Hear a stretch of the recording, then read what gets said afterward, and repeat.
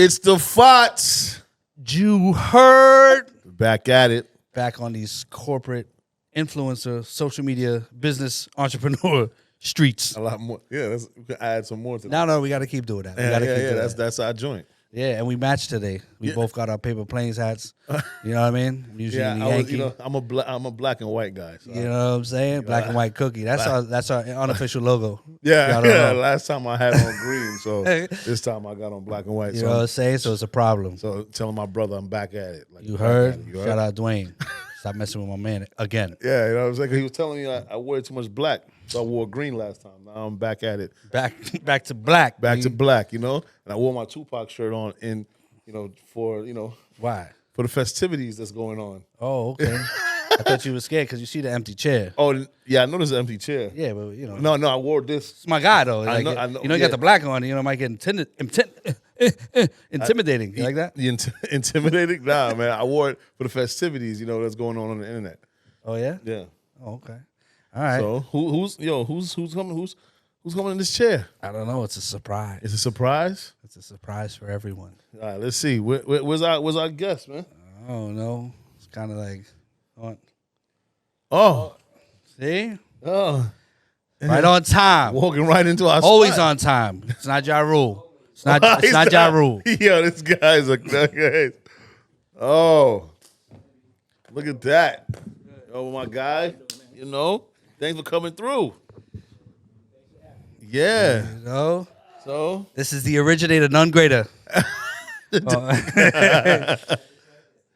good? Yeah, a little bit. Oh yeah. So good. You want to introduce our guest, brother? No, of course. This yeah, come on, man. This is man. This is my guy, right? First, he had to say his guy. Nah, it's my guy. This is my guy. Okay. We'll get into. In New York, everybody has a guy. Yeah. We'll get into how we met. Okay. But I'm gonna let you kind of tell who you are after I introduce. This is Carl Brown. Yeah. Okay. One of the original founders of FUBU. Yeah. If you haven't heard of FUBU, clap it up, man. If you haven't heard of FUBU, you need to get out of here. That's a fact. And Carl's here. He's like coming to our home in the flesh, baby. Bro, I appreciate you like crazy, bro. Like the fact that you came through on this rainy. You know what I mean? It's terrible outside. Yeah, it's rainy New York day. It's been raining for. Yeah, but he had Mo, so Mo, Mo holding it down right now. You know what I mean? So it's cool. It's cool. But I guess tell people a little bit about who you are, and then we'll dive into the conversation, what you've done, because. Bro, it's not that long of a show, so all your accolades, you're going to have to kind of shorten them. Really? Yeah, just sort of. Need a short story. I can do that. All right, bet. Well, Carl Brown, co-founder of FUBU. But before that, husband, father, Queens boy. Yeah. I mean, so started a company with my partners, Jay, Keith, Damon, in 92.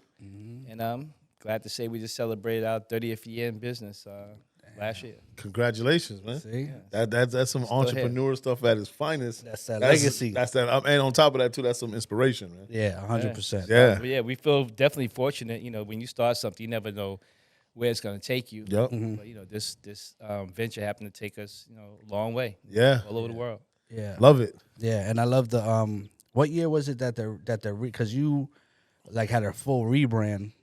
How many years ago was that? Well, we relaunched the brand here in the States. I mean, just to clear everything up. Yeah.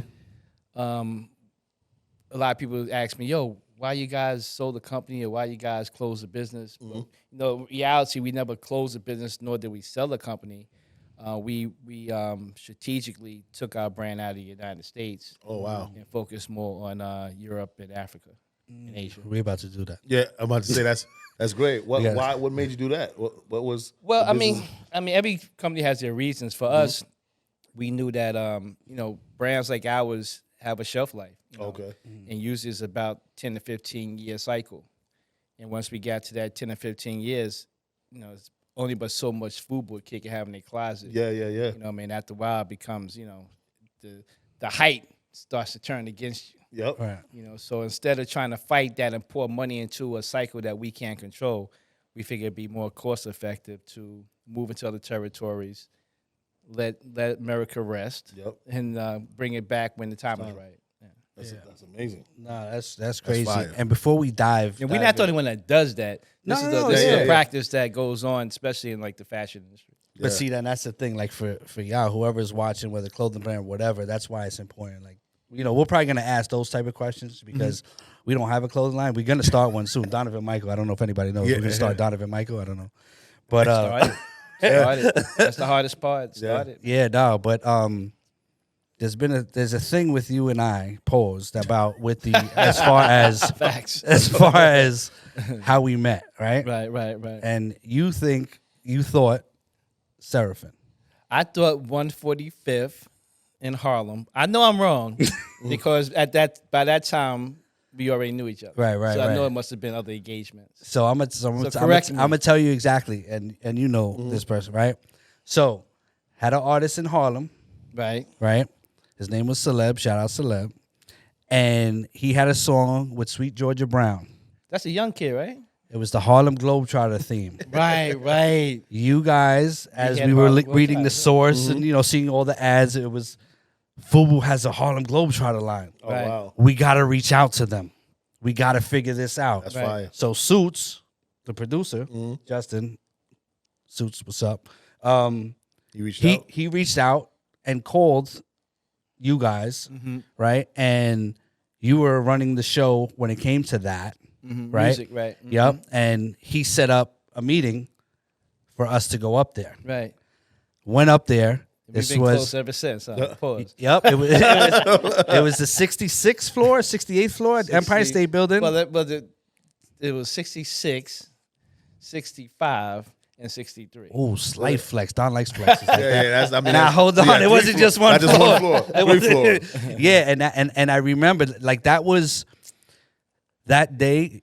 You know, we went up there, and you know this from a music guy, right? Like it's like went up there, met Carl, and we played the song, and I remember everybody came out the back.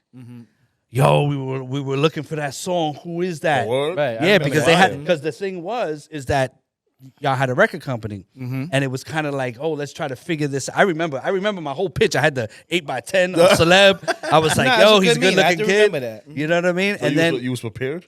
oh, bro, I was prepared always. I had hair and I was prepared. He had hair. And, Hair and prepared. New shirt. Donovan Michael. Holla.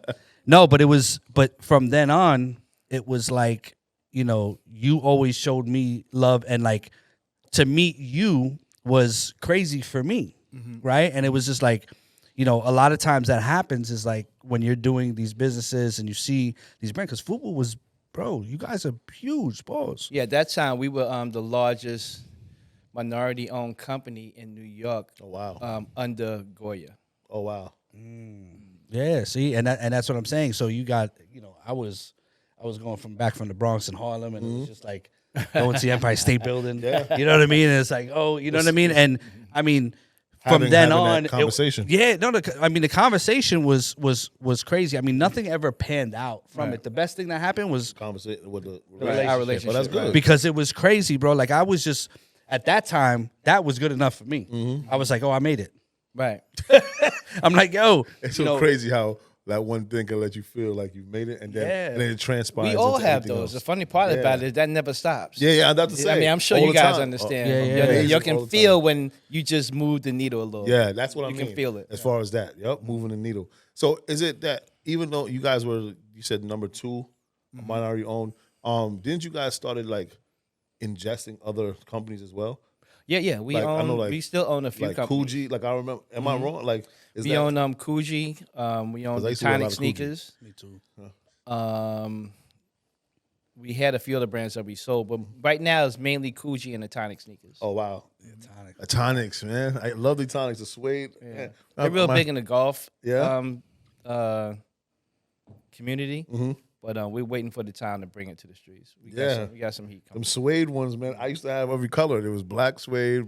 I had a bunch of those Tonics. I mean, I'm showing, We had it. We owned it for like 10 No, years. you're not showing your age, you're showing you're Jamaican. showing them Jamaican. But they were suede.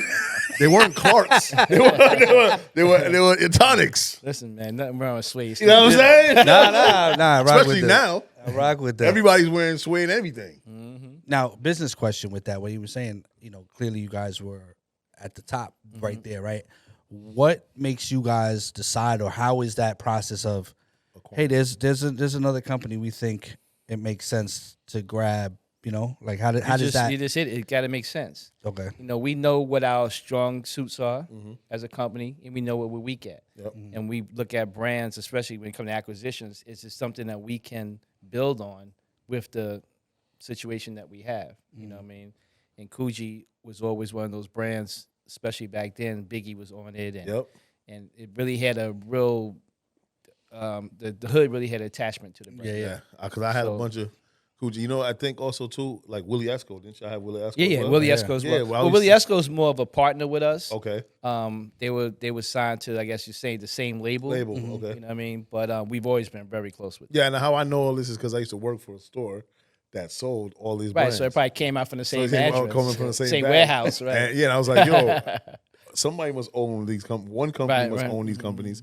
And even then, I used to look at them, you know, unboxing them and stacking them, put them all over the place. And I'm like, yo, does FUBU own all these? And there's a sheet that said owned by FUBU. Yeah. I'm like, yo, if these we gotta remember when our investors, when we first got with them with FUBU, they weren't big investors. They were small guys. Okay. And we helped create their growth. Nice. So we became partners with them with all the other brands that came in after us. Yeah. So No, it was goes with for Willie me Esco and Coogee and everybody else. seeing people that look like me. It motivated me. Yeah, I mean, we knew that from the jump. Like that was part of our whole marketing plan. We knew that. That's why people ask why you put the pictures of the owners on the hang tags. We wanted to make sure that we identify with our consumer because we knew, especially around that time, we knew that was a very important aspect that wasn't being utilized correctly.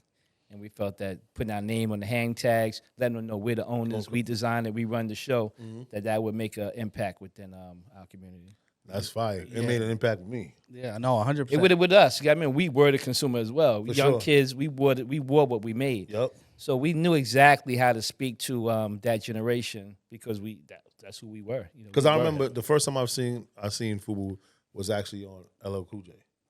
Yeah, that's when it came out. That's when he made it a national name. thing, Yeah, Now, we had a lot of buzz like a before white that. shirt. but- I seen the FUBU. I'm like, what is that? Right, And right, I started asking questions, and nobody at the time was saying what it was until later on. I'm like, oh, They could have Googled it. there was no Google. You know, Probably the crazy Black part Planet or is there's something, kids you know? now do it with the Black that's Planet. growing up that's seeing the brand for the first time. And that's the same question they ask. What the hell is FUBU? Yeah. So thank God we have social media. They can put in the name and page come up. Oh, man. Yeah. They can see the history of the brand, where it came from, and who's wearing it now. So we still get those same questions, those are good questions. You know, that means there's more customers out there to, solicit. For sure. So we always want people to say, what's that? Yeah. That means you still got a lot more room for growth. And with this, especially the people that we want to attract for the pod, like Right. I think it's important. And again, I know it's a long history, but prior to LL, like how did you get to that point? Because think about it, you're from Queens, right? Black kid from Queens. The story, and then get to a point where we're sitting here asking, yo, how did you acquire this one, acquire that one? And there's kids and there's people out there like, damn, how does that happen? You know what I mean? And again, like for the Carl Brown story, like how did that happen? You identify what your company needs, and you go out and get it. You know what I mean? It's not really a secret magical formula to it. We kind of sit around and say, if we can have our share of who would represent our company, Right. if we had to say so, who could represent our company, we start writing down names. LL was at the top of that list amongst others, and that's who we go after. And is this something you wanted to do? Like, did you, when you were a kid, were you like, I want to start a clothing line? Like, Hell no. I'm not even a fashionable guy, to be honest with you. But I wanted to be in business. Okay. And I knew that me and Damon, we grew up together since maybe 5-6 years old. Wow. Okay. So we've always, throughout the years, done business ventures together. Like I was telling my cousin, when we come in here off of Queens Boulevard, we used to squeegee windows right there at this 59th Street Bridge, me and Damon, you know what I'm saying? So we always been trying to make side money, side hustles throughout the years. And So I knew we'd be in business together. Right. I just didn't know that would be the lick. See, that's global, crazy. to a global brand. But that's what people need to hear. Like seriously, y'all need to hear that. Like, because what is FUBU as far as, let's just say, an evaluation? Valuation now probably about 100 million. Okay, Nice. and At our peak, probably 500 million. $500 million, and he was squeegeeing. Like seriously, you get like that's what I don't think people You understand. go from that to that. That's what I'm saying is builds that the we, character. and especially in our business, we always talk about that. It's this, Yeah. Right. influencer, social media, boom, boom, boom, and everybody thinks it's this. So to hear something like that, like, and from one of their own, like that's why, like, Carl Brown from FUBU, but you're like Father Queen's Boy first, Yeah, right? right, So right. to hear that, I think it's important. You know what I'm saying? No, it's Like, very important. I mean, I guess that's the beauty of our company, but we just not alone when with that kind of thing. But it's just a testament that these opportunities are still out there. You know what I mean? If you're willing to put your ass out. Yeah. You know what I mean, be willing to be embarrassed, be willing to be rejected. Yeah, we know about all that. those things. Yeah, we know about As long that. as you're willing to have all that shit, it's only a matter of time before you blow up. You know what I Yeah. mean? But sometimes we get caught up in our ego and caught up in not being able to work together. That ruins a lot of good situations. 100%. I mean, and that's the basis of our company is that we saw how the brown and black community kind of live together. So, and not saying, there's always a black initiative and then there's always a brown initiative. We were like, let's just put both initiatives in one. And at the helm of the company is a black and brown guy and show them that our communities can work together because together we are stronger. And the basis of it is just showing not the youth that you can work with the people in your neighborhood or that's from your own community and become Oh, rich. absolutely. I agree with that 100%. And I think that it all, like I said, it all comes down to ego. Yep. Like I look at, because people ask, well, how y'all still in business after all these years together? Like that's like the main question. Yeah. And the answer is simple: respect boundaries. Yep. You know what I mean? Me personally, I never had a problem with Damon being the boss. Yep. You know what I mean, he's always been the boss of FUBU. I treated like that even when we weren't making no money. I treated him like he was the boss. And I never let my ego get in the way of getting the job done. You know what I'm saying? End of the day, we all trying to get money. Yep. We know we all work together. We work better together Down apart. without each other. Let's make the money. We can argue and fight, but the bottom line is, what do we come here for? That's like it's the crazy part about it is that's what I tell people about Mike and I. We don't have no money issues at all. Like at all. Right. Like it doesn't matter who did the deal. Right. We're gonna get it. We're gonna both get paid for We're it. both gonna win. And it doesn't matter this time. Like he may be the coach, and I may be the player, or I may be the player. You know what I'm saying? It's always switching. And you got to keep it that way. I mean, obviously you need some structure. Of course. People need to have some accountability, things of that nature. But at the end of the day, is being able to know what's needed and identify the person that can get it done. Yeah. You know what I mean? That's definitely. And that's what we've been. It's funny you said that this week. In the last 2 weeks, it's been Yeah. that. Yeah. It's gonna be say that. Yeah. It's gonna say that. No. But and sometimes it feels like you starting back from the beginning. Like I guess when you get to another level, it's like It's like a reset. All right. It's like a reset. You gotta learn new skills. You gotta learn new shit. It's just almost. It's not a reset, but it feels like one. No. So our COO, he's a very, very analytical individual. Good. Shout out Roadhouse. Shout out to our boy, our COO John. Right. And anytime I speak to him, I feel like I'm back at the beginning. Because I'm like, damn, what else did we forget? Right? And when I get on the phone with him, I'm like, yo, damn, man, I thought we got to the next, I thought we jumped 10 spaces. But then I speak to him and he's like, nah. Still got You still got this right here. You still got them gaping holes, man. We got to patch them. But you know what that does, though? It keeps us want to work. And not just patch the holes, but more so understand that there's also another level to the business. Right. And you got to remember, now you got different things to kind of gauge whether you hit the sweet spot. You got the likes, the shares, and all kind of things like that, where you can kind of gauge whether you're on to something. We didn't have that back then. We didn't have, are they going to like this? Let's post it and see what people say. Yeah. None of that. And that's what I was gonna. I was literally just gonna ask you that. Like, as far as now, you see what's going on now from when you first started. Do you think anything would have been different the fact your work ethic would be different with social media back then? What is the difference that you see as far as if you were to start today as opposed to back I wouldn't then? want to start today. Oh, okay. And I why wouldn't want to start because I think when we were coming up, your work and your dedication to it, if you had that, you were going to outshine everybody else, off top. Right. Now you can front for a long time before people know you full of shit. Yeah, yeah. You know what I'm saying? So we knew we was out at the video sets more than the other brands. Yep. And we were making relationships, and we were doing the things that these other people weren't doing. We to me, it felt like it's easier to blow up. You know what I mean? It's hard work still, but you can outshine them easily just by hustling harder. Yeah. Now, I don't know how you gauge that these days because everyone looks like they winning. You know what I mean? It's really hard to gauge who's actually doing real numbers or not. At least for me.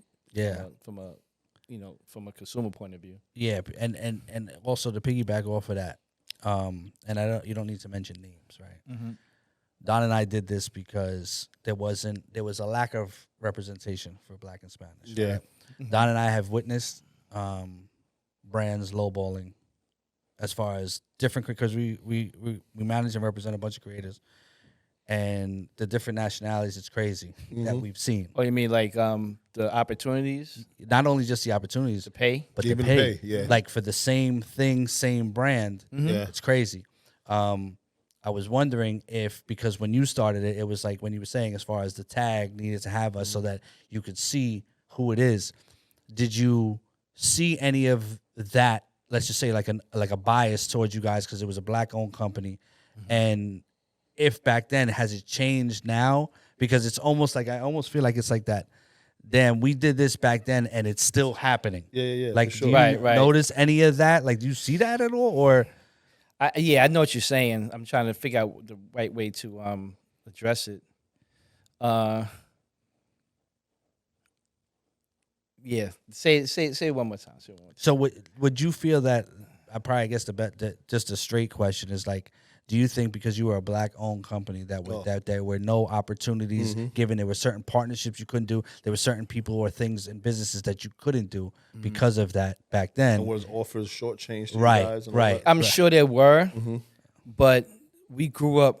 Where I grew up, I didn't grow up feeling like less than. You know what I mean, I never like had the feeling like, the white man gonna hold me down. I just didn't grow up like that. Right. So I'm sure a lot of things were working against us because of, we put 4 Black guys on the hang tag. We always saying we're the owners of the company. So I'm sure some things did work against us, but majority of the things worked in our favor.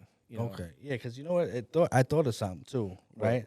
Like when you're sitting there talking about communities, right? Yeah. And we talk a lot about the low ball aspect of it, right? Yeah. But if you grow up, let's take a case by case basis, right? You grow up, and $100 is a lot to you, whatever that may be, right?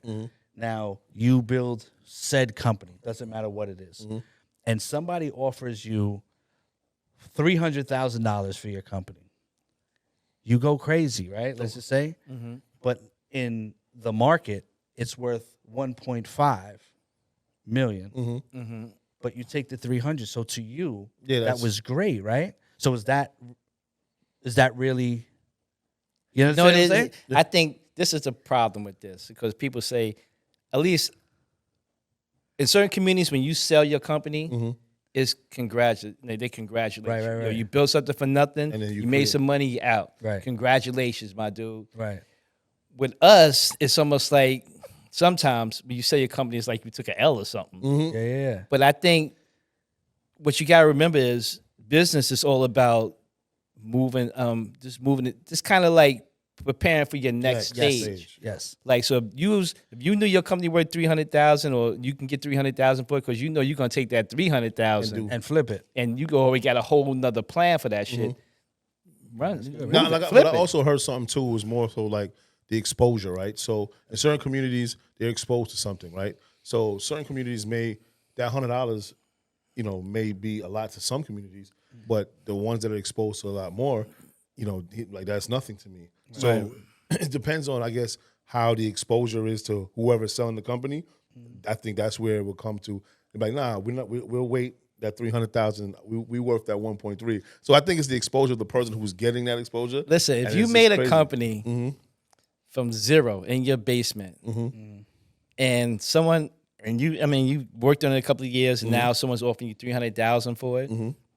If you have nothing to do with that 300,000, do what you're gonna just run your business and see where it takes you. But if you have a plan that if I get this 300,000, I can do my next step and whatever that is in my mind. It served its purpose. Move on. You know what I'm saying? So don't let one thing stop you from, moving on to something else.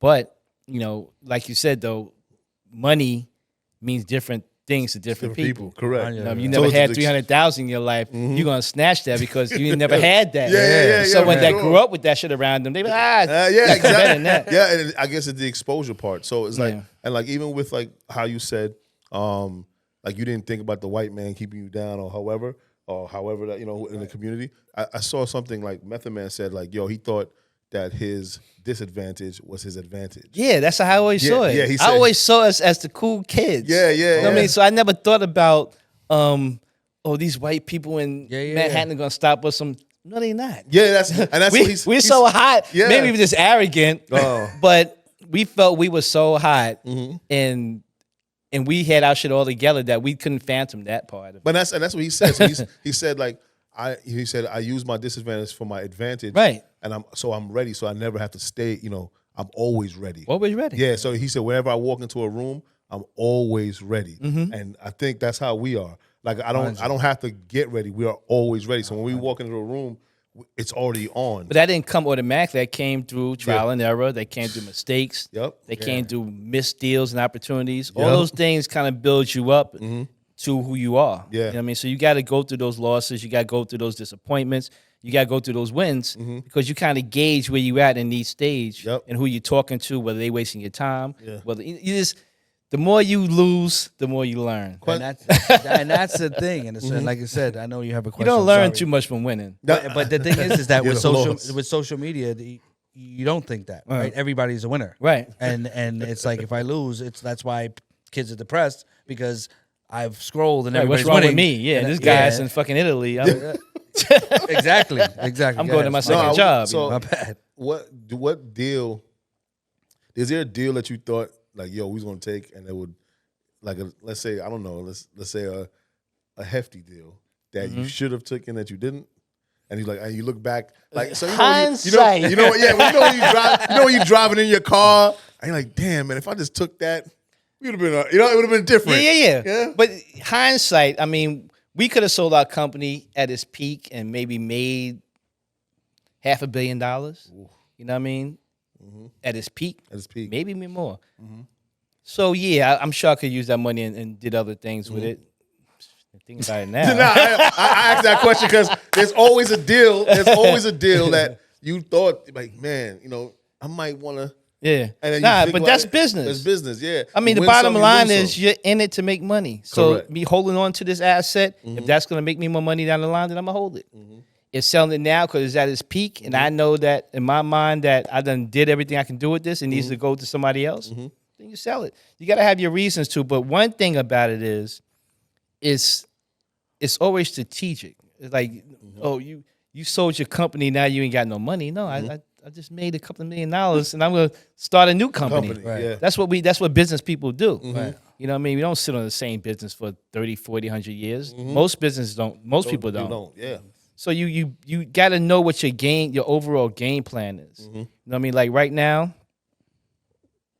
I believe our company will be up to $500 million again. Amazing. You know what I mean? From the way things are looking, 5 or 6 years. I'll probably sell this time. I'm a lot older. Yeah. You know what I mean? A lot of other shit I want to do. Yeah. So it's all a personal thing. But like I think that people looked at FUBU when they thought we sold it, like it was like some bad thing. Like businessmen don't sell businesses every day. Wow. That's what we do. You know what I mean? But it was looked upon negatively, and I think that affected the brand negatively for a while because we were so attached to it. Yep. FUBU, black owners, black owned, and especially the name. But I think that's why. too. Like businessmen don't look at you and be like, "Damn, why would you do that?" I think businessmen wouldn't. No. I think the community is like, "Damn, That was us. that was us," Right? Because Right, it was right. literally like this was our. It was the people. Same thing with BET. People are mad at Rob when he sold it. Yeah. Bottom line is, listen, I done did all I can do with it. Yep. Now it's time for me to cash out. Yeah. Yeah. I think, when you cash out like $1 billion. Yeah. You know what I'm saying?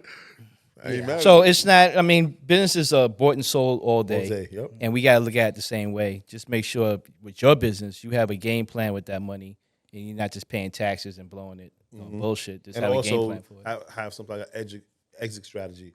Right. So do you think when you start a business, you should have an exit strategy, or you should wait? Absolutely. Okay. I honestly, I don't think at this point any serious funder or financing situation is going to accept it without an exit strategy. Okay. That's just nature of business. You build it, you sell it. Yeah. And you move on. So do you think that that's because I would think that that's more of a newer. I mean, it's been in business for a while. What's that? As far as Exiting. but I'm just saying, just like the point, because we've been dealing with a couple of brands with some of our influencers, and it's literally we're doing this to get out, like that's it, right? Whereas, for us, we'll sell pieces, right? For us, as far as for our brand, but it's like for me, and we've had this conversation. For me, it's I don't ever want my kids to ever have to go apply for a job, unless they want to. I want to be able to say, hey, you have a place here because we've built this for you, right?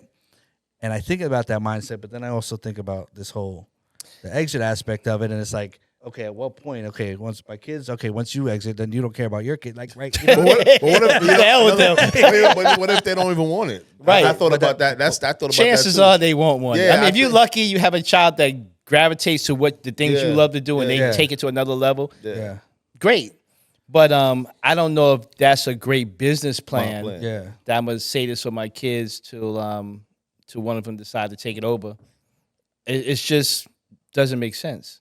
So you just do it, Make the money, and then build But and know then- what you're gonna have a then build plan the with the empire. money. No. Yeah. That of course, like that's the thing. Yeah, I mean, is as long as that- you got no compete, you did this one time, you can do it again. Yeah. Now you just got more resources. Yeah. I mean, listen, man, this is only phase 2, so we are. Yeah. So, 'cause- like I said, there's no right or wrong answer to it. You Yeah. really got to just take into what you're dealing with, what your ultimate goal is, and play it like that. Yeah. But I don't know if a bank want to hear, I'm gonna keep it for my kids. Oh no! Yeah. Well, I wouldn't say that. I'm gonna keep it. You know what? Listen, man, I'm gonna keep it for my kids. I wouldn't say that. Definitely not.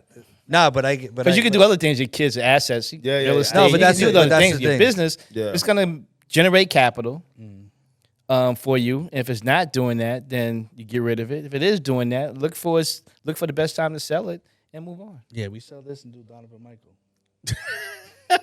Yeah, we got to sell. You know, we gotta get that bread. You know? But the Bread. trick is knowing when when to sell. That's Yeah, the trick. yeah. That's what we got John for. But there's people that will do those things. They will do the numbers for you. They'll tell you what your business is appraised for, whatever it is.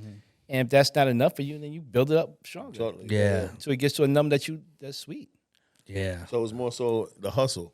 It's all in the It's hustle. all in the hustle. It's all in the hustle. I like sweet numbers. Yeah, but that's the thing though. Nowadays, the hustle seems, because of social media, they think the world is so small that people don't want to hustle anymore. Right. So I think one of the things that you said is that you guys weren't afraid to go to those shoots and go to here. And nowadays, once somebody goes and posts on Instagram, they think they worked. So it's like, I posted all my promos. I'm good. And Yeah, then, honestly, we did maybe 2 years of product placement, 2 years of selling to mom and pop stores, maybe even 3 years. And we didn't know that there was other kids in other states looking for our shit. We just didn't know. There was no way for them to contact us other than our phone number, maybe a fax or something. So we really didn't have an idea of the groundswell we were building. Yeah. You know what I mean? But once the two met, when we realized that we onto something, because kids in Michigan and Kansas and shit like that asking for our shit, Then we started to realize we were on to something. Wow. Because before then, we thought we were kind of this New York company for the most part. We didn't until we went to a magic show. Did we realized that so many store owners came looking for us because kids were asking for it in their towns. Wow. So, and we didn't. They told us. We had no idea. That's crazy. And at what point did you like? Hey, this is a business. In what year was it? Like you're like, wow, we made money. This is like Day one. Really? Okay. Day one. That's fire. Yeah. But when me and Damon decided, because it was at that point just me and him, when we decided to go pick up the fabric to make these little hats that we was gonna make. And we sold, we made maybe 40 or 50 of them with the material that we could afford to buy. Went to Jamaica Avenue in front of the Coliseum, sold those hats out on the day before Easter. That weekend, Easter weekend, sold out that same day. Right then I knew. Say, hustle. We gonna do this shit again. We all about the hustle. Yeah. All about the hustle, man. No, we gotta make this money and no cops looking for me. Yeah. Straight cash. Yeah. And we did it within 3 or 4 hours. Hustle. Wow. We gonna do this again. We gotta get back. Yeah, and once we got that bug, okay, now we do t-shirts. Now we just built on it after that. And once you make that first sale where you know you made this the night before in your living room or your bedroom with a sewing machine, went outside and made $12 from it, you had to tell me nothing else. Nothing else. And then after, like when it was you and Damon, like when did you get Keith and Jay? Like what was there a need? Was it organic? Like how did that come about? Yeah, it was a hell of a need for Jay. What happened was me and Damon, like I said, we started a company together, and for whatever reasons, you run out of money no matter what. Sometimes your company needs capital to operate. Right. We didn't have that capital. We still can go out there and make some money, but we didn't have enough capital to reinvest in machines and into material, just shit you need to run a business. And we ended up going broke and basically just going our separate ways. I got a job. He went and got a job. Oh, wow. And was kind of dormant for maybe 6 months to 8 months. Oh. Jay came out of the military around that time, the Navy, and he had like a GI Bill, some money saved up, maybe 20 grand. And he found out what we were doing because shit was basically closed down. Jay came and kind of looked through Damon's house and saw the little stuff that we had. We had piles of shit here. It was all disarray. Yeah. But he's like, so what you guys doing? We explained what we're trying to do. And he said, yo, listen, I got like 20 grand I could put into it if you want to start back up. We say, yeah, let's try. Yeah, what the fuck? You got nothing to lose. Yeah. And that really gave us the kind of like the new energy we needed to get things going again. And that's when Jay came in. And then things started to get really busy for us. Probably half the size of this. Damon's living room probably about the size of half of this. And that's where our working space was. But we had like piles and piles of material. We had 3 ladies in there sewing all the time, doing our patterns and stuff like that. We got Jay was going to FIT at the time. So he was bringing in like interns and people to help us out. He'd go like to professors, ask some questions about situations that we come up with production-wise. So we just pulled in any resource we had that can help us for low or no cost and just kind of built it from there. Just got the production. Now we can ship to local stores. We got product placement. We go out every night to Hype Williams calling up, yo, Buster got a video set. Come down here. It's 3 a.m. He's like, that's fine. I mean, but the fact that you had even that in to be hype, conversation. That's what popped us because he kept calling us every video. Some video sets we didn't get into. Some shit we got on the person and ended up getting cut in the editing floor. So it's never done until that shit's on TV. Yeah. So some never even reached TV, but we go to each one. Wherever it's at, we got to drive to to Atlanta or fly to LA. Wherever it may be, we're going to be there and make sure that this motherfucker got the shirt on. That's crazy. And we're going to take the shirt from them and do it the next video. So we don't have like 4 shirts. But that's hustle, man. Exactly. Hold on, man. We got to take that shirt off. But the kid in Nebraska, and they turn on their MTV or whatever, they like, yo. What's that shirt? Hockey jerseys hot. Where can I find that? Yeah. And we building up that everywhere. In every state, we building up that kind of demand for it. And we didn't, like I said, we realized it once we got into a real official trade show. Wow. And retailers came up, so like, yo, where y'all been? We looking for y'all. That's crazy. Wow. And that's when we started writing orders. That's fire. Yeah. And I know the story, the LL thing, right? in my brain, I'm gonna tell you what in my brain is, right? LL comes, does the Gap commercial, for us by us on the low. First time it goes on, and then website crashes. Like it's literally instant for me in my head, in my brain. What was it like? Like what happened? Like once that hit TV, was it super crazy like that? Like what happened, or was it a like slow I said, grind? it's always crazy, but we couldn't gauge it because there was no social media. There's no social media. But people call you from another place. Yo, I just saw the commercial, but you just can't gauge it. You don't get a million likes. Yeah. But with that being said, it wasn't when LL did that commercial. We was already like the train was left the station. You know what I mean? We were already going. So that just kind of like just put fuel on the fire. You know what I mean? So him doing it was a collaboration of Hype.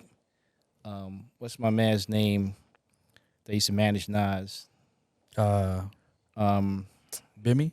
No. Nah, Steve what's Stout? his name? Steve. Steve Stout. LL.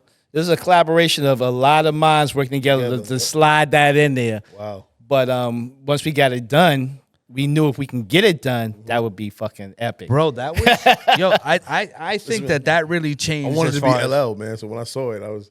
Bro, that was nuts to be able to do that, and I'm like now no one can do that, right? To be able Very to hard, kind of yeah.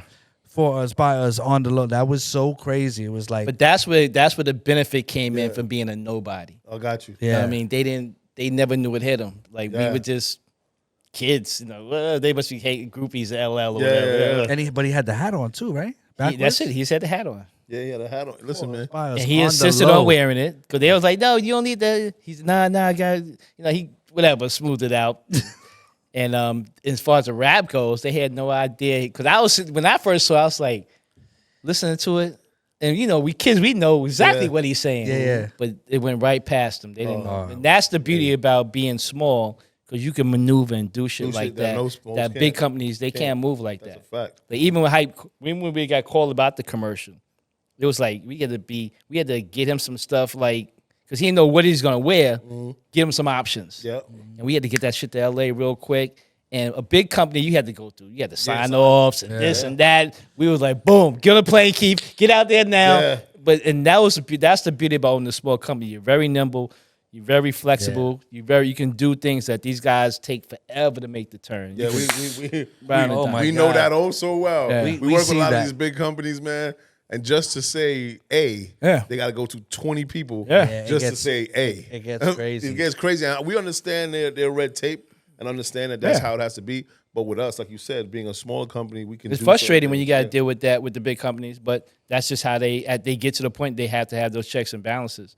With us, you know, the guy at the top is sitting right next to you. Yeah, like you said that one time. They were like, "Yo, where's your compliance?" I'm like, "Oh, right here. Right here. Let me check the email." Oh, yeah. No, but what's crazy about that, and I don't think the people, anybody watching that's not of our generation, right? We're talking about this LL story. It's literally like for the social media generation, and as far as for brand deals, influencers, or whatever, you get a brand deal. A lot of companies will tell you, listen, you can't cross market, you can't cross promote in the same post. Literally, that's what LL did. LL had a Gap commercial and then promoted FUBU at the same time. Like that's the same thing as, hey, I have a brand and hey, can you do this promo? Yeah. And you're also talking about something Somebody else. else. That can't happen anymore, and that's what they did, and it is fire. It was. I mean, I'm a little bit younger than y'all, but so. This dude here. Oh, my God. Yeah, like about 15 minutes. He had to flex 15 age minutes on us. younger. Nah, not really 15 minutes, but a little younger than y'all. Maybe a half hour. Probably about an hour. So, but when I saw that, I was like, "Yo, I got to get that hat." Yeah. I didn't care about the Gap. Who cared about? Yeah, that's that? the average kid thought. They said, Yeah. "Yo, FUBU got a commercial on TV." Yeah. They didn't even think about the Gap, you know. Yeah, we do. But the reality was, even the Gap benefited from that because they that did. commercial Yeah. was so controversial and so big to where they pulled it at first, but they realized from their numbers, whatever their analytics, that they need to put that shit back on TV. But did they come to you guys and want to do a deal with you? No. That would have been the smartest. That- I heard the guy. Not even a I collaboration, heard somebody got fired over it, Oh. but I think They took it the wrong way. They should have embraced it and ran with that shit. Yeah, Gap should have. I mean, now they're doing stuff with Dapper Now they Dan are. Yeah. and all these other people. They Kanye. Yeah. I even said now, if they listening, call us. We'll do a collaboration. We even bring Ella. We can do the whole commercial. And you'll bring our influence. and then it'll be collaboration with this group. Yo, Yeah. Gaba, cut that. You have to cut that. Collaboration with this group. FUBU, the Gap. Tell the Gap we can make it Cheeks. hot again. You know what I'm saying? That'll be fire. Yeah. That'll be fire. But I know they doing collaborations. I have seen it with like you said, Dap Yeah, and they did everybody. Dapper Dan. Actually, that sold out as soon as it came out. It was going in like an hour. Nah, I think that would be super nostalgic if they did that. Yeah, It'd be crazy. Gap with LL, bro. With a few of our influencers in the commercial. Yeah, 100%. On the low. And Jufu will be On the rapping. low. With On L. the low. No, but Jufu no. will be rapping. I got some ideas for that. Yeah, No, see, this is gonna be great. We can close deals on our pod. That's the setup, Carl. I'm sorry. No. Listen, this is not a new conversation for us. No, this is something we've talked about. yeah. Just I think the Gap. I'm sure they've changed. Head and everything, but like I said, I think it'd be a great situation for them. Nah, that would be fire. I think it'll be Especially fire. just on the nostalgic type of thing. Yeah, Yeah. especially now that that's coming around again, like as far as just the nostalgia of everything. You know what I mean? Yeah, what the bottom line is, I think that if you got something hot, music or whatever, if it was hot once, it can be hot again. Yep. You know what I mean? Music. Especially music. How did you like? I love the process of making music. This is gonna be my guy. He's gonna give me the answer on why. For me, Like go ahead. I love the process of seeing great artists create a dope track or a dope verse or a dope song, producers, whatever. That process I love. Now, dealing with the politics of music and all the other things that come with it, I can't say I can't do it. I just realized after the first two projects, that's not the direction I want my life to go. Got you. You know what I mean? I could just think of easier money to make. Music is not. It's great. It's a great business. Yeah, but yeah. you got to be very passionate and very committed to it. I mean, Not listen. motherfucker. I found this new artist, and if she don't take off the first week, then I'm good. Yeah. Like, no. You gotta gotta be really passionate. commit to it and really, like I think it was Dame Dash said something like years ago. They asked him what would make him invest in an artist. What attracts him to an artist? He said, "Yo, if I'm not willing to invest the farm on this act, then I'm not gonna do it. I gotta be in my mind. I gotta be willing to put up everything. Everything. for 'em. And the deal was with Universal, right? It was like, Yeah. What was it? It was a joint venture. We had a joint venture, a 50-50 joint venture, and I mean they put all the money up front, you know what I mean? And they would recoup at the end of the day. But it was a joint venture. Nice. So we own I mean, listen. half the songs, we own half the masters, and but we as a company doing business with them, Yeah. Right. as opposed to an artist. doing Artists. business. Yeah. So they looked at us differently just out the gate. So you're like a publishing company, essentially. Yeah, for the most part. Yeah, So production they knew that we wasn't coming in as a starving artist Yeah. trying to get put on. Yeah. They knew it's going to be a business to business type of transaction. And are there any other businesses that you guys got into that like wasn't that nobody really knew about or that you tried or Real estate. okay. You know, we've always been a part of real estate deals throughout New York Nice. because our initial investors were Real estate. New York real estate guys. Okay. So automatically we make a little money. We're going to invest in what they're doing. Been doing good. It's okay. Feeds the family. I mean, I bet it does. You know, but it's not an exciting business. No, it's Face not. it, once the shit's up and the tennis in there, it really ain't much to do, you know. Yeah. Move on. But but we in Damon, once he got this whole Shark Tank deal, that's really kept us busy because once he brings in a new deal, then Okay, you guys. all work. hands on deck to get it Oh, off okay, the so ground. it's not just No. just- I worked on several projects. Still am with Damon. We've actually kind of re-established our relationship going forward. We're gonna be doing some big things together. Oh, okay, because I saw the Shark Group email, so I was like, yeah. like, This yeah. little key, little That's hand. right. Little hand. my man Carl, you know what I'm saying? Yeah, I mean, are you doing the book still? Book is finished. Okay. Did you get a publisher yet? got a publisher, book is finished. They just waiting on me. Oh, wow. It's not. I don't want to be famous. I'll be honest with you. That's been my biggest thing. I don't want to walk down the street and people know my face. And that's been me. And I know once this book come out and I got to hit the road and get on interviews and all this stuff, I might start being noticed around. But this is the practice, though. We good. He could be. I was telling Gaba the other day, you could be like the Ghostface author, and every time you go out, you put a mask on, and you can just. I'll do that for the second book. Nah, that's funny. But I think that and that's another thing. Being successful at business doesn't necessarily mean you're famous. You're famous, correct? You know what I mean? I never really got that from this new thing that's going on, that the CEO has to be the one up front or the one out front. I mean, the bottom line is you got to really figure out what works best for your business. If you want to be famous, God bless you. Yeah. But you don't have to be. Matter of fact, most of the most successful people I know, nobody knows, and nor do they want to be known. Right. I mean, it's not their business to be famous. Sure. They're in business to be in business. That's where we kind of have this kind of tug of war with us. So, the type of business that we're in, clearly because it's a social media, marketing, media, and now this whole podcast network that we've created. Now you have to put the face to the name of the company. Right. People are asking, when people ask, I went to some mixer, and they was like, oh, I know they were saying like, yeah, I've met Donovan from this group, and I was like, oh yeah, and I was like, yeah, and I was like, yeah, like they spoke to me over the phone, but right. Yeah, I met him, and nice guys, I met Mike, and I'm like, oh, okay, but the thing is that they were talking to me, right, and didn't know, so I didn't even say anything. I was like, and then we walking around, and it was like, yo, are you done? I'm like, yeah, I did that on purpose because I'm like, wait a minute, and this was like maybe like 2 years in, but the thing is that the fact that we have to be in the front, sometimes it's like, I don't want to do this, but we have the nature of your business. Yeah, you got to embrace. You have to embrace it. I mean, that's just what it is. That's just the business you chose because you're gonna have a lot of eyes on you. That's a fact. And now that we're doing that, it's becoming more and more easier. Especially being on TV and then people call you, you haven't spoke to in a while, like, yo, I saw you on TV. And it's almost like... What'd your mom say? Huh? What'd your mom say? My mom was like, Junior, you're up on TV. Like, I'm Jamaican, so, you know what I'm saying? But the thing is like... it's a big thing.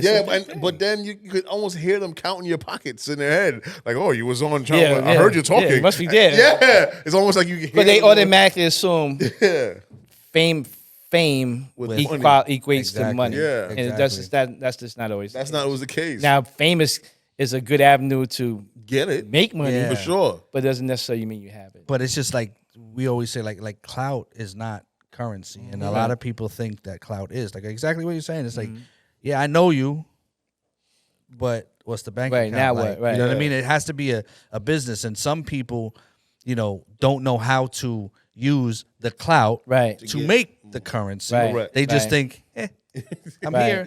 Hey, how you doing?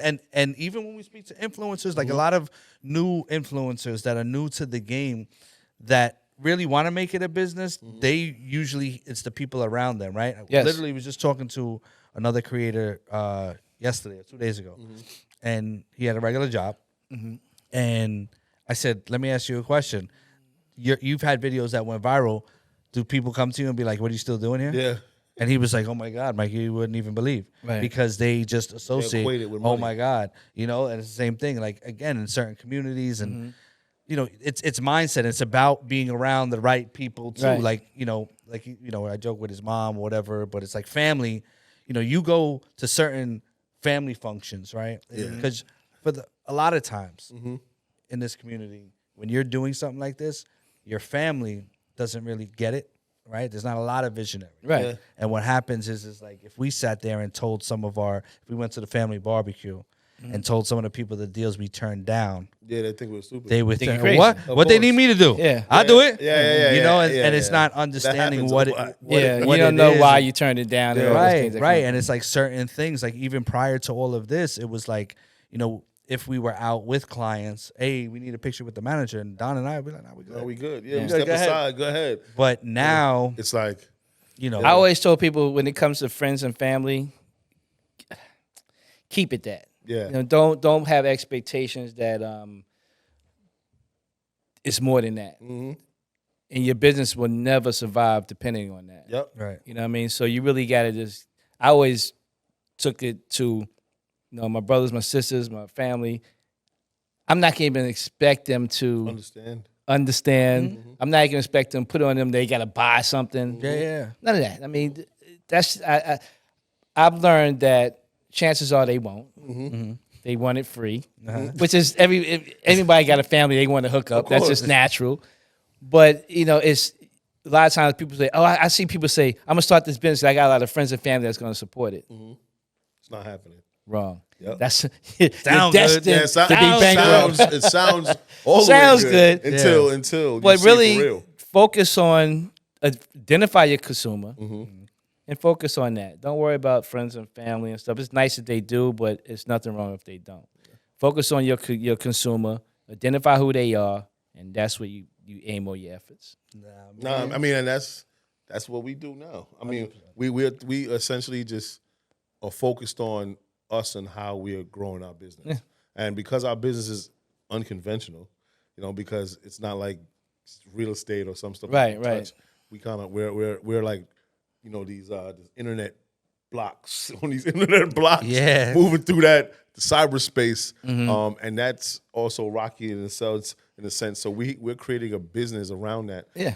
People like, yo, you know, you talk to like people, older people, or you know, whoever, like, yo, how is this a sustainable business? And we talk to you talk to some people like, you know, how, like, yo, hold on, explain this to me. You make money how? Okay, shoot. Go and then when you explain it, they're like, yo, I still don't get it. And I'm like, well, it's not for you to get. It's just understanding that there's been pivots. We've Mike and I pride ourselves on the pivot. So we started in music, and then we went into the social media, and we pivot. Then the company started growing. Now all of a sudden, we have this company. And I'm like, what else you got? Oh, we got a media company. Oh, wait, what else you got? We got an advertising. Oh, marketing company. Oh, what else you have? Oh, we just started our own podcast network. And I'm like, well, how? Like, we just did it. Yeah. You know, out of necessity sometimes. Right. But out of necessity, what's it? Say something. Triumph comes triumph. Out of tragedy. Out of tragedy comes triumph, right? So and when you're in it, you start to get more information. You start seeing that, you know, we should add this to our catalog because people are asking for it from us. You know, we got vendors that's calling us, asking, yo, do you do this? Do you do this? We keep turning them down. No, now we do it, you know, because it's just, you see that there's money to be made.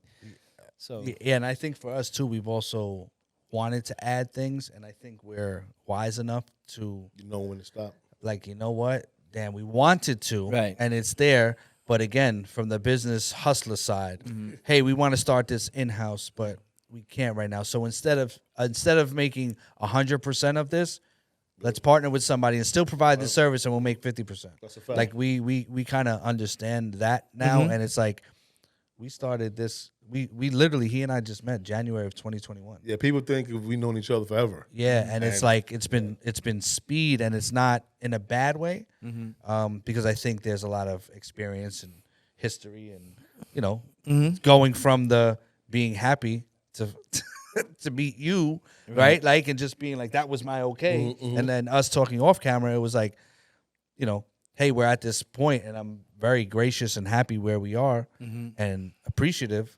But then it's like, it's a comma, it's not a period. It's like, all right. We still. And the more you grow, the more I want to say responsibility, but it's just the more demanded from you. Like, even with us, at one time, we would just make things just because it came. We just felt it.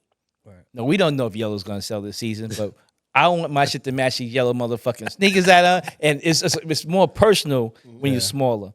Yeah. Now when you start getting with big department stores and big organizations, you know, they need certain colors, certain styles, certain things that you got to include in your line because they ask for it. Right.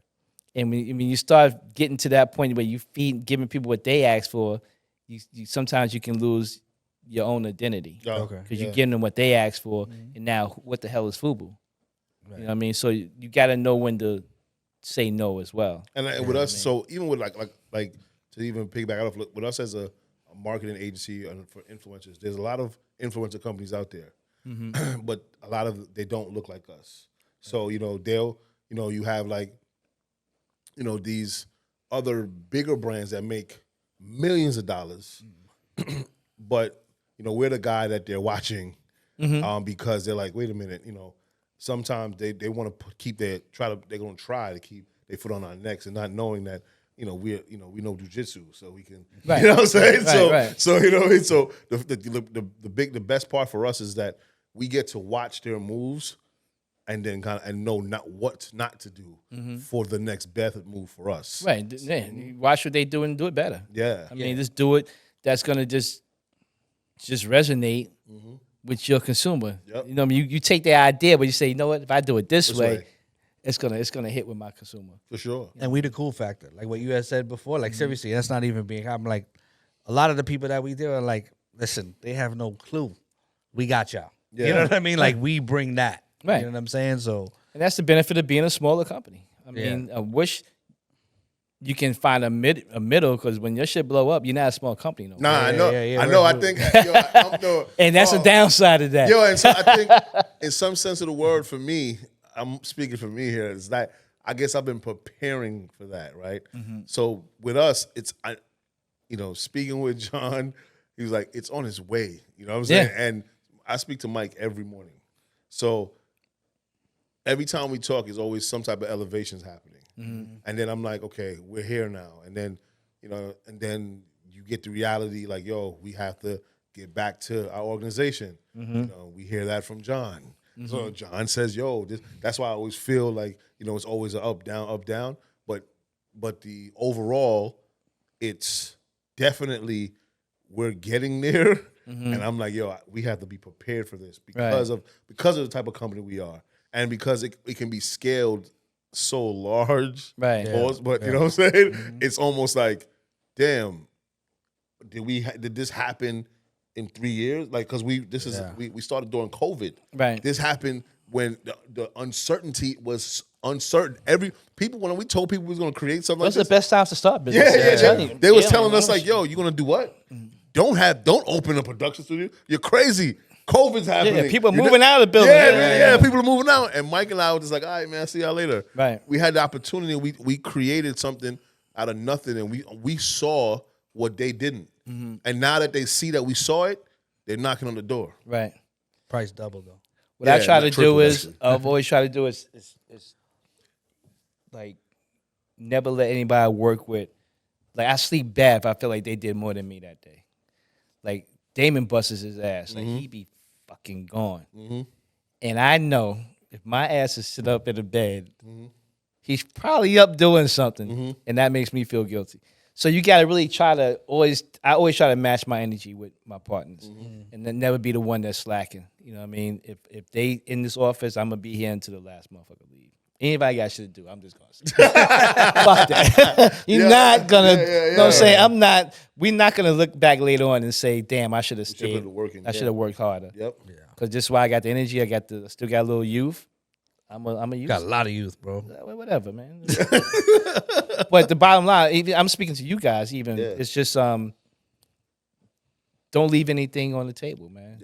Really just leave it all out there, work your ass off, and do what's necessary. Don't have any kind of thing where you feel like I'm too big for this or that's his job or just do whatever's necessary. And I think that's where that's how I survived. You know what I mean? I didn't take last time I want to punch Damon in the fucking head. You know what I mean? I'm not in the mood. Yo, Carl, go get this or do this, especially when you ain't getting paid for it.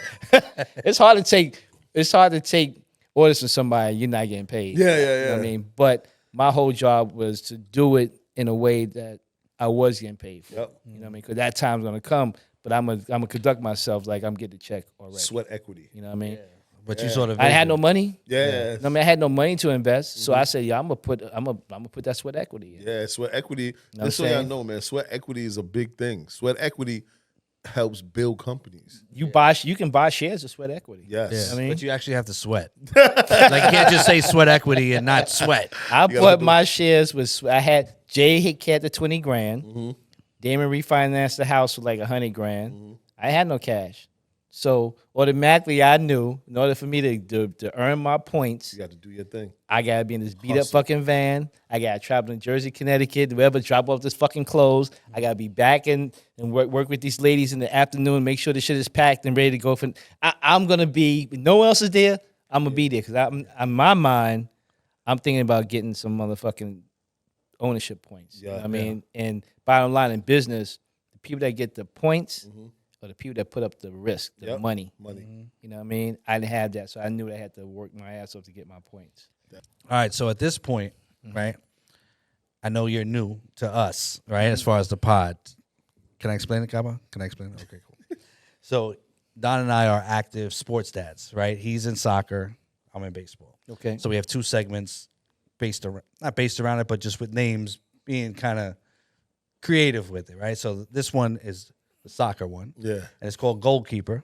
Okay. And basically, we just ask, what is your goal for the week? Not the 5-year, 10-year, not those goals, but something that you want to accomplish within a week. So I'm going to ask you. Holy shit. Damn. In a week? In a week. Just something light. It could be, I want to eat better. I want to, whatever. I want it to, whatever. Goal it that is. you want to keep. Yeah, in a week, just to kind of keep it there. So you got one? Oh, say it now? Yeah. A couple of deals I want to close before the holiday. Okay. That I'm close to closing. Okay. That I want to get those done before the holiday season. Okay.